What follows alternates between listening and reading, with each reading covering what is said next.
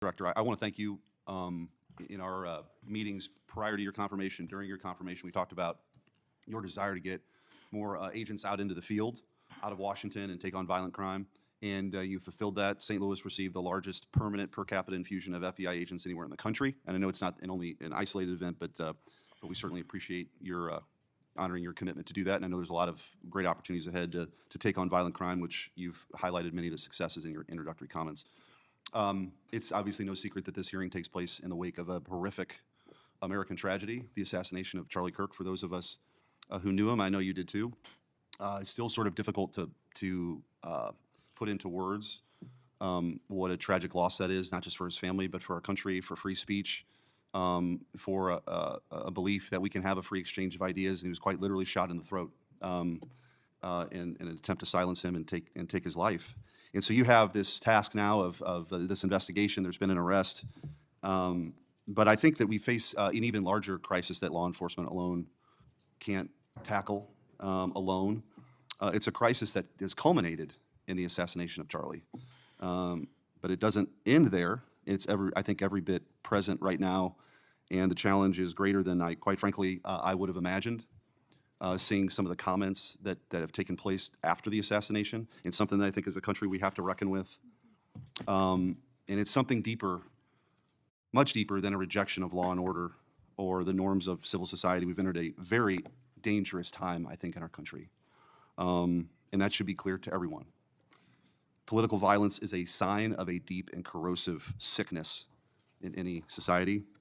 But in America today, the problem is just not political violence in the abstract. It is the specific kind of political violence which is overwhelmingly driven by a specific set of actors and groups. None of this emerged out of thin air. Over the past week, leaders from across the political spectrum have come out and forcefully condemned Charlie's murder and political violence more broadly. For that, we're all very grateful. We should be grateful. There have been calls to unite and come together in the wake of Charlie's murder, and I want to do that. I do. Someday I pray that we can be united as a country again and go forward together as a one people and under one flag, but we are not united. Upstream from the dehumanization and demonizing political violence and rhetoric tearing apart our country is a divide on how we view America and Americans. Is America good? Is America evil? Is there something inherently special about Western civilization, or is this 2,000-year project rotten to the core? And if it is something worth fighting for, which I believe, how do we do it? With words and ideas like Charlie did, or with firebombs and assassins' bullets? Political violence is always wrong, period, full stop. It doesn't matter which side, in the name of any ideology or cause, it's wrong. But in America today, political violence is not a problem that falls equally upon both sides. We have to be honest about this. We must reject an attempt to paint it as some kind of random phenomenon with no particular creed or ideology, a kind of spontaneous insanity, which takes place outside of any broader social context and has no pattern at all. That's wrong. So free speech, yes. Political violence, no, but we have to be honest about what's happening. Already, we're hearing people talk about Charlie's assassination in those terms. We're told that we can't possibly know what drove a killer to plan and carry out a murder of the most prominent conservative activist in America. But that's a lie. We do know. The facts are plain and clear, and we have to speak truth in this moment, or there's no other side of the mountain. The vast majority of Americans are against political violence, but there is a vocal, active minority that encourages and celebrates it, and that minority is overwhelmingly on the left. Just last week, a YouGov poll found that a full 25% of those people who describe themselves as very liberal say it can be justified for citizens to use violence to achieve political goals. Less than 3% of very conservative Americans say the same. That's too many. That is 3% too many. But we are lying if we think that this is a both sides thing. It's not. We have to confront it. And you're going to have an important job of rooting out these terrorists. This is an ideology that runs very deep. The numbers are virtually identical to the ones I just noted when it comes to whether or not it's okay to celebrate the deaths of people whom we disagree with. And while large majorities in both parties were opposed to celebrating political violence, Democrats overall were nearly twice as likely as Republicans to believe that it is usually or always acceptable to celebrate the death of a public figure they oppose. What in the hell is going on? Earlier this year, a poll found that more than 55% of people on the left believe that it would be at least somewhat justified to murder Donald Trump. These are not just some abstractions on a page. These are our fellow citizens. How can we come together with people who believe these things?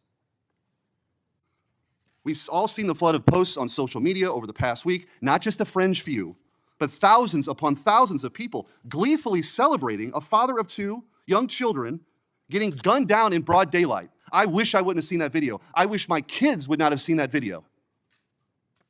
Blue Sky, the left-wing alternative to X, was so overwhelmed with these posts that the platform was forced to issue a statement warning its users to stop glorifying the murder.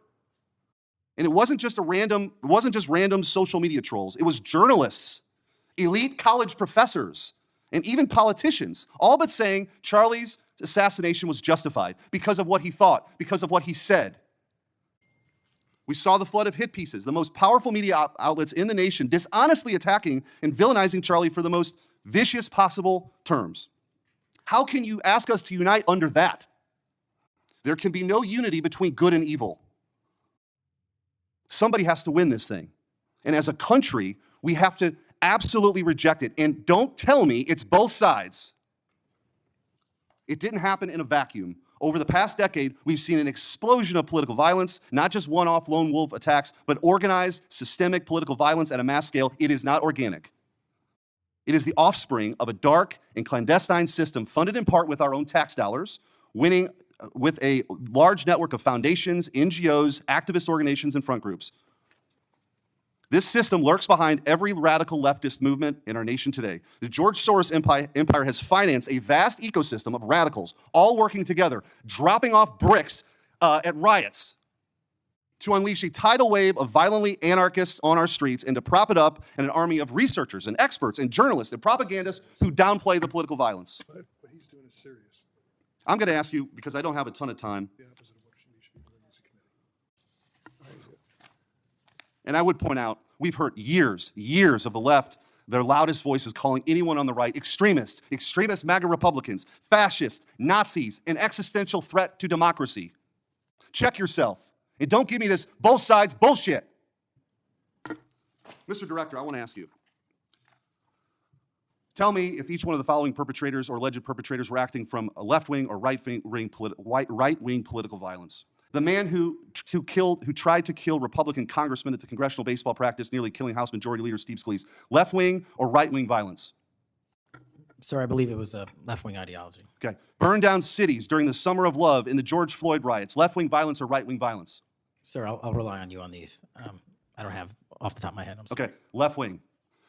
The Waukesha Christmas Parade massacre. Left-wing or right-wing violence? Left-wing. The Lee Zeldin stabbing attempt. Left-wing or right-wing? Left-wing. The Covenant school shooting in Nashville. Left-wing or right-wing? Left-wing. The Butler, Pennsylvania assassination attempt on President Trump. Left-wing or right-wing? Left-wing. The Trump International West Palm Beach assassination attempt, left-wing. The Abundant Life Christian school shooting, left-wing. The United Care CEO's murder, left-wing. Tesla's burned, keyed, damaged, firebombed, left-wing, left-wing. The murders at the Israeli embassy, left-wing. The ICE facilities firebombed, left-wing. The Minnesota Catholic school shooting, left-wing. The anti-white Charlotte and North Carolina stabbing, left-wing. The attempted Utah News State firebombing, left-wing. And now, of course, the culmination of this vile trend, a left-wing assassination of Charlie Kirk. So don't give me this both sides. If we want to get to unity, let's be honest.